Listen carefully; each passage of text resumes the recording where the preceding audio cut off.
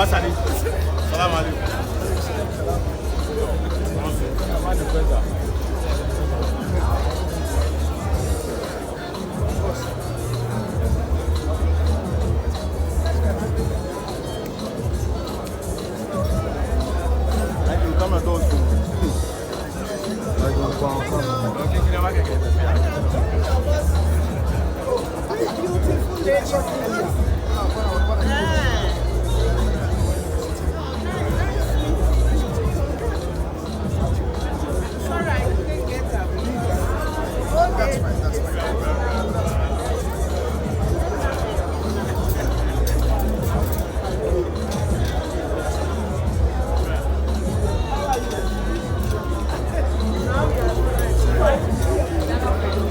But I please give it up for the president of Ghana Journalism Association, Mr. Albert Kwabena. You taught me so much. And Mr. Cecil, I see you. I see you. People will help me for this country plenty. I want to add more. Bros, have helped me. I've been through a lot. Don't see the way I dress. You know, like, it's good to do good. You've been doing good, and you've been doing good to me, all of you. And I've learned. That's one of the things I've learned about Ghana. I've learned to do good. Learn to do, and I did. And what I do now is that when I do good, I record it, because people are ungrateful. You know, I did good recently at Malcolm. I was shopping. You know when you're shopping, there's someone ahead of you to the cashier. There was a lady in front of me. I was behind her, we're heading to the cashier, and she got there first, and she was struggling to pay. And she did not have cash with her, so she was struggling to pay. I think her method of payment was not working, and and queue they pile up. And now I felt, what is it? How much is it, sir? So I stretched to check. I see she was a lot of items, about 1,500 Ghana cedis worth of items. I was like, oh, this woman is wasting time. So she still struggled. Then I looked at it, so I had to step up and help the woman to return all the items back to the rightful places, one after the other. It was a lot of items. I had to do it.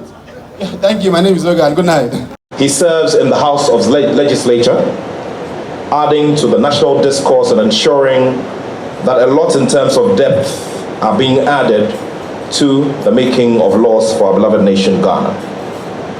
He's a seasoned lawyer, a seasoned entrepreneur, and also a traditionalist who has a double designation when it comes to the Efutu traditional area. Distinguished ladies and gentlemen, you hardly find people who are Osahins for two warrior groups within a traditional area. And so it's very important, on a very light note, to take some pictures with him before this program ends. With a big round of applause, please help me welcome the Honorable Minority Leader of the Parliament of Ghana, a Member of Parliament, and a man of Hon Afenyo Markin.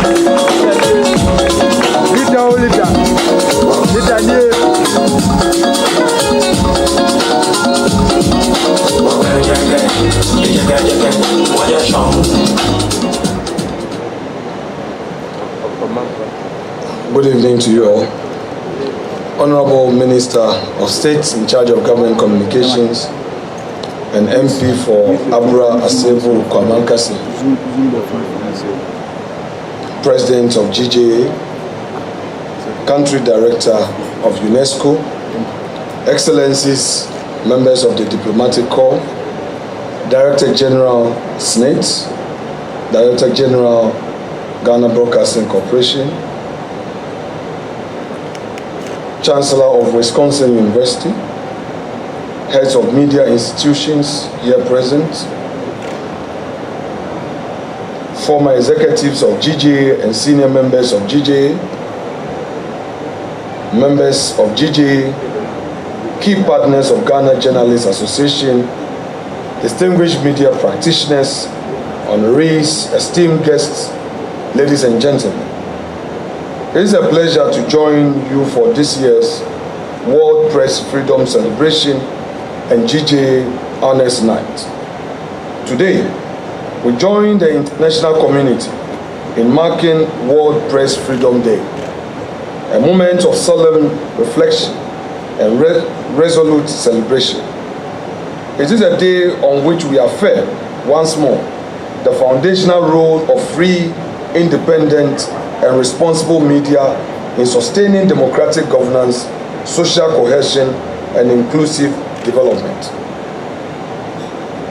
Since its proclamation by the United Nations in 1993, World Press Freedom Day has served as a global reminder of the fundamental principle of free press freedom. This annual observance serves not just as a moment of reflection, but as a reminder, a call to action to defend one of democracy's most sacred pillars, a free and independent press. This year's theme, reporting in the brave new world, the impact of artificial intelligence on press freedom and the media, speaks to both the boundless promise and uncertainties of our time. It challenges us to confront the transformative role of artificial intelligence in shaping not only how we consume news, but how we define truth, uphold ethics, and preserve the freedoms that underpin journalism. Artificial intelligence, by its very design, is neutral. It can be harnessed to enhance efficiency, to uncover patterns that empower investigative journalism, and to broaden access to information in unprecedented ways.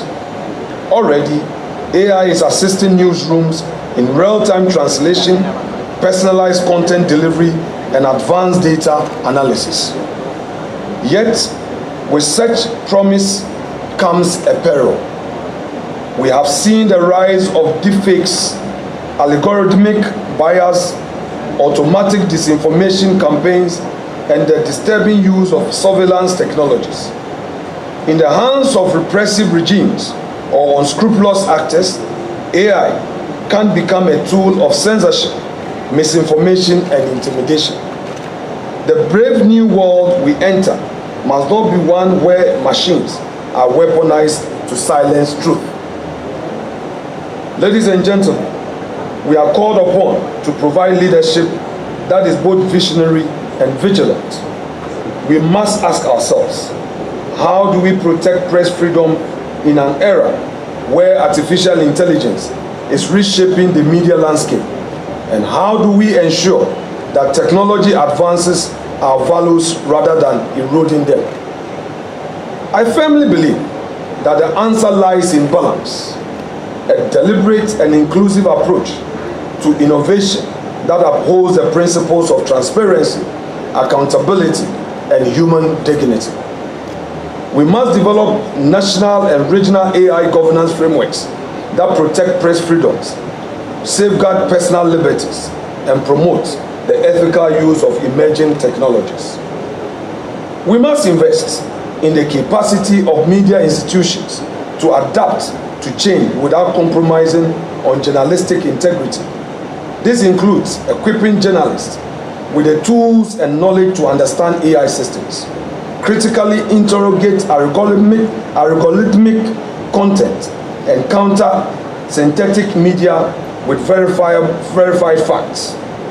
Equally important is the role that international cooperation plays. No single country can regulate the digital ecosystem alone. We must engage multilaterally to establish global norms that protect journalists from online harassment, surveillance, and data exploitation. We must speak with one voice and defend the press. We must not forget that the battle for press freedom is not new. It has always required vigilance, sacrifice, and courage. What is new in the terrain is this digital age, and we must not only fight for freedom to speak, but for the freedom to be heard accurately, fairly, and without distortion. On this World Press Freedom Day, I salute all our nation's journalists who, despite mounting pressure and evolving challenges, continue to illuminate the path of democracy with courage and purpose. Your work is essential, my dear journalists. Your voice matters. Your integrity safeguards our liberty. Let us commit to building a media ecosystem where artificial intelligence becomes a partner in progress, not a pillar of oppression. Let us strive to ensure that truth is neither drowned by noise of algorithms nor diminished by the silence of fear. The media, as a fourth estate, holds a sacred responsibility not just to report, but to lead. In a time where retaliatory politics and extreme partisanship threatens the soul of our democracy, Ghanaians are yearning for a new narrative, one that builds rather than breaks, and one that unites rather than divides. Whilst I'm not against accountability, I dare say that the culture of retaliatory politics and political vengeance must end, and the media must be bold to lead this. You must not echo the bitterness of the extremists in the political space, but challenge it. We must put an end to the division and the bitterness of the past. Be the conscience of our nation. Champion a new Ghana, one where governments are judged not by how hard they crush their opponents, but by how well they serve their people within their tenure. The path forward depends on your courage and boldness. Thank you for listening to me. Long live Ghana Journalists Association. Long live our nation, Ghana. May God make our nation great and strong. Thank you so much. Seminar on promoting an independent, pluralistic African press that later gave birth to the commemoration of World Press Freedom Day in 1993. As the only surviving member of the trio, others being Professor P.A.V. Ansah and John Yankuma, you have kept faith with the tenets of press freedom over the years, and indeed you were one of the few voices heard during the period known as the culture of silence, when the media in Ghana were muted, but your reportage through your foreign media platforms kept Ghanaians tuned in. In recognition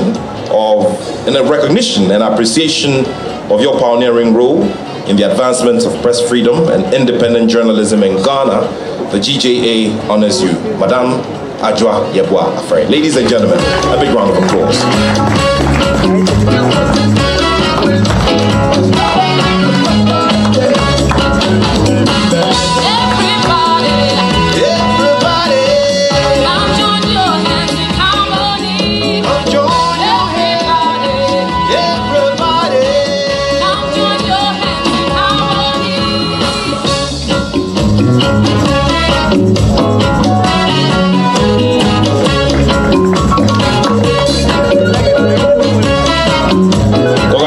Once again, Madam Adwoa Yeboah Afare. Ladies and gentlemen, one more big round of applause as she makes her way to her seat. Congratulations, madam.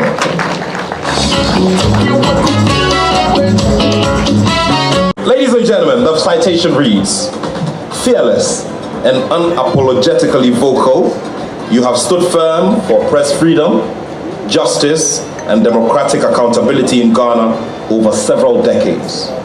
Through your writings, media work, and advocacy, you have shaped public discourse and defended the rights of journalists. You have been jailed for defending press freedom, but not even the pain of imprisonment could incarcerate your advocacy for press freedom.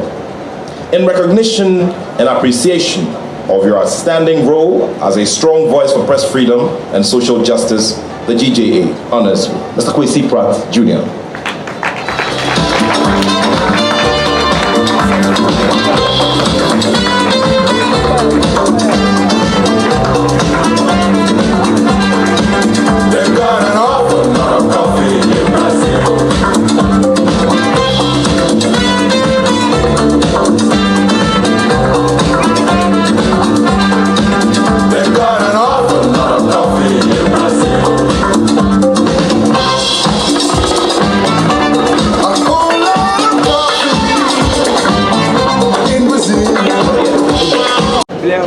I see some Blair boys here. You are a little too silent for my liking.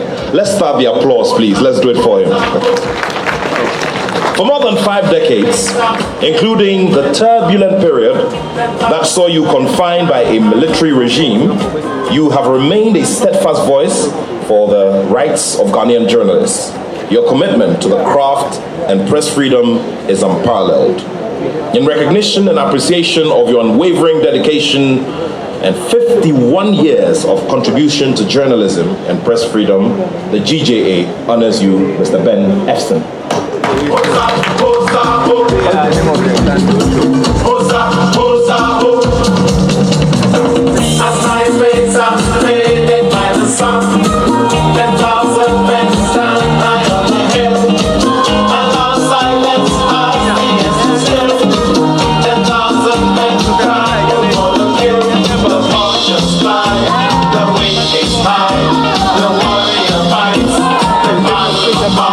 Congratulations to you once again, sir.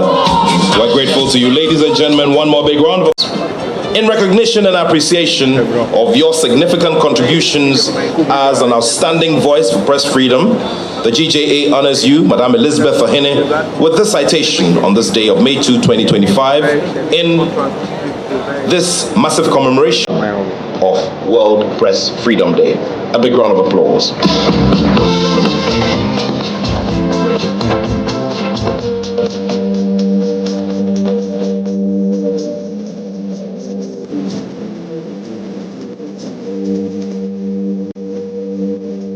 And of course, this award is being received on his behalf by Mr. Peter Agbeko. We're very grateful to you, sir. Thank you very much. Ladies and gentlemen, a big round of applause. And this is where we say a very big thank you to the Honorable Alexander Afenyo Markin.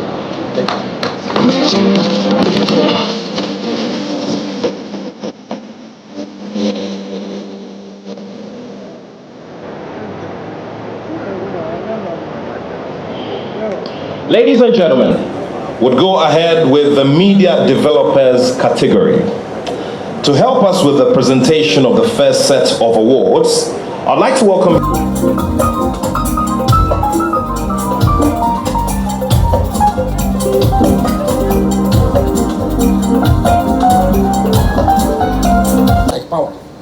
Without a vigilant journalist to guide its use, AI risks reinforcing biases, spreading misinformation, or amplifying undemocratic tendencies under the guise of efficiency. It presents unmatched efficiency, incredible processing speed, and the ability to reduce human error. But this very efficiency poses a risk too. The faster we move, the easier it becomes to overlook scrutiny, accountability, nuance, and context. When speed overtakes deliberation and automation replaces ethical judgment, the risk is not just error, it is abuse. In the race for productivity, we must not sacrifice the principles that guard truth, context, and public trust. We must collectively get our loins in readiness to confront this dilemma. Ladies and gentlemen, the passage of the Right to Information Act, alongside other institutional reforms, has created new opportunities for credible access to information within our media landscape.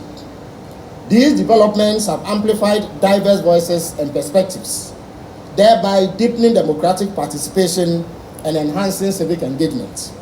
Yet, in recent years, our nation has witnessed deeply troubling incidents that undermine the safety and independence of the press. From the storming of media houses by activists affiliated with political parties, to the assault of journalists covering public events, and most tragically, the brutal murder of investigative journalist Ahmed Hussein Swale, an atrocity that regrettably remained unresolved for many years. Let me assure you that these acts of impunity will not define our future. This government is resolute in its commitment to concluding investigations into the murder of Ahmed Swale and ensuring that justice is served. I must place it on record also that we remain unwavering in our commitment to protecting journalists and upholding their constitutional freedoms. The future of press freedom in Ghana cannot be a pendulum that swings with political cycles. It must be grounded in law, safeguarded by civic vigilance, nurtured by a culture of transparency, and a balance between rights and responsibilities. Under the leadership of His Excellency John Dramani Mahama, the government of Ghana reaffirms its unwavering dedication to press freedom as a cornerstone of our democracy. We recognize the media as a critical partner in governance, development, and nation building, an institution essential to transparency, civic participation, and public accountability. President Mahama has made it clear his resolve to restore Ghana's standing as a beacon of media independence in Africa, and therefore urges all stakeholders, including the security agencies, media owners, political actors, civil society, political parties, and citizens to work in unity to safeguard journalists' rights to operate freely and securely. The government of Ghana encourages Ghanaian journalists and media institutions to embrace technological innovation while upholding journalistic integrity, accountability, and objectivity. Beyond freedom of expression, government acknowledges that true media independence must be underpinned by fair conditions of service and investment in professional development. We remain committed to supporting fair labor practices, enhancing training opportunities, and rolling out policy reforms that promote sustainability, safety, and innovation across the media sector. On this World Press Freedom Day, let us reaffirm our shared belief in a democratic Ghana where journalists can work without fear, where technology serves to elevate the truth, and where the media remains a pillar of our republic. The President pledges his full support to the cause of press freedom and the advancement of a vibrant, empowered, and protected media landscape in Ghana. Ladies and gentlemen, I would be remiss if I fail to acknowledge the contributions of the many illustrious stalwarts of Ghanaian journalism who have been deservingly awarded today. If today, media practice in Ghana has become commonplace and carried out in an atmosphere of freedom, then it is down to the dedication and commitment of these individuals who were prepared to defend media freedoms, sometimes even at the perils of their lives. Let me also extend a hearty congratulations to the winner of the Journalist of the Year award for his well-deserved recognition. I say ayuko to all awardees, and I thank you all for your kind attention.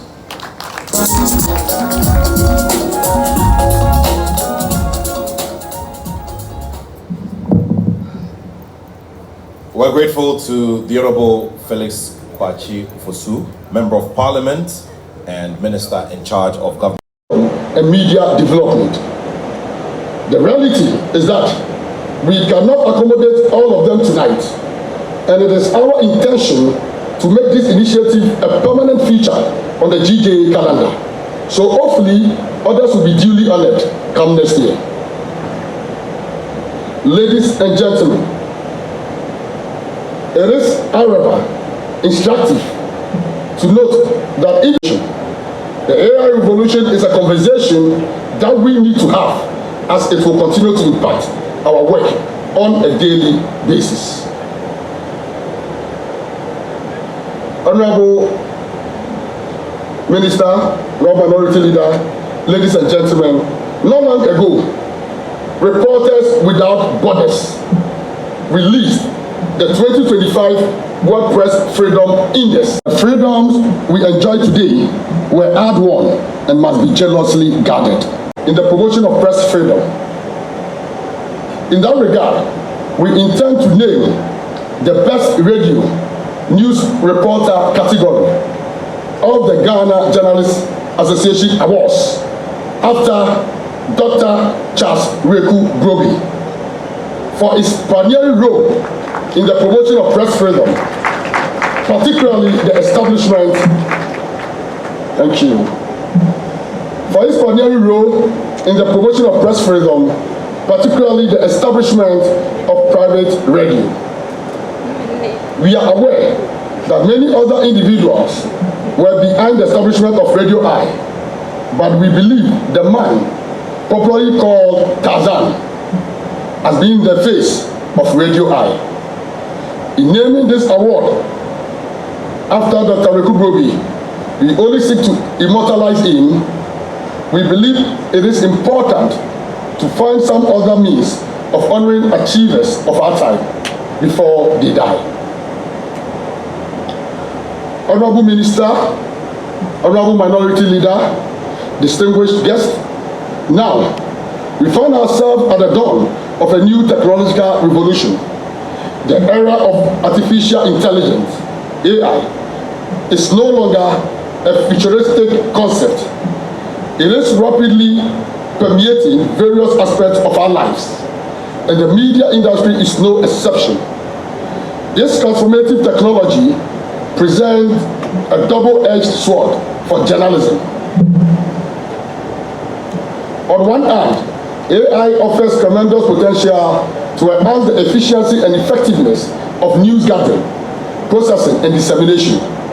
AI-powered tools can assist with tasks such as transcribing interviews, analyzing large data sets for investigative reporting, automating the creation of routine news reports, and personalizing news delivery to individual audiences. AI can also play a crucial role in fact-checking and identifying manipulated content, offering a powerful weapon in the fight against disinformation. On the other hand, the rise of AI also presents profound challenges that we must confront proactively. The increasing sophistication of AI-generated content raises serious concerns about the annually. Ghana dropped from the 50th position with a score of 67.13% in 2024 to 52nd position with a score of 67.71% in 2025. The worst indicator is security, with Ghana dropping from the 72nd position in 2024 to 86th position in 2025 under the security indices. although it recorded a reduction in score, 82.94% in 2024 to 78.93% in 2025. The details of our performance in this year's World Press Freedom Index clearly attest to how bad we are doing as a country. It also reinforces the need for us to intensify our effort at promoting press freedom.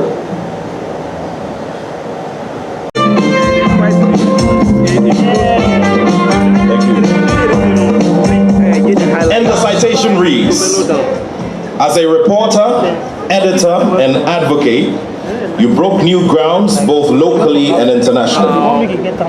Your bold and